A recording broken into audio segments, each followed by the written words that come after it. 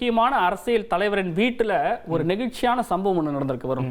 என்ன அப்படின்னு கேட்டிங்கன்னா, பாமக நிறுவனர் ராமதாஸின் திருமண நாளையொட்டி குடும்பத்தோடு சென்று அன்புமணி ஆசி வாங்கினார். அந்த காட்சிகளை நம்ம பார்க்குறோம். அதே போல் அன்புமணியை கட்டி தழுவி ஆனந்த கண்ணீர் விட்டார் ராமதாஸ். அன்புமணியின் பேர குழந்தைகளை கொஞ்சி மகிழ்ந்தார்.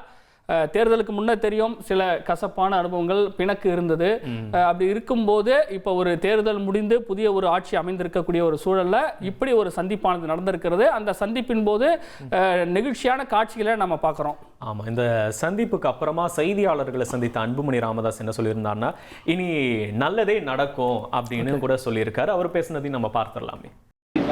இன்று அப்பா அம்மாவுடைய திருமண நாள். குடும்பத்துடன் சென்று அவர்களுடைய வாழ்த்துக்களையும் ஆசீர்வாதங்களையும் பெற்றுக்கொண்டோம். இனி நல்லது நடக்கும். இனி செல்லும் இடமெல்லாம் செய்தி. தந்தி டிவியின் வாட்ஸ்அப் சேனலை ஃபாலோ பண்ணினா செல்ல இருக்கும் இடமெல்லாம் செய்தி. இதோ QR கோட் இப்பவே ஸ்கேன் பண்ணுங்க, ஃபாலோ பண்ணுங்க.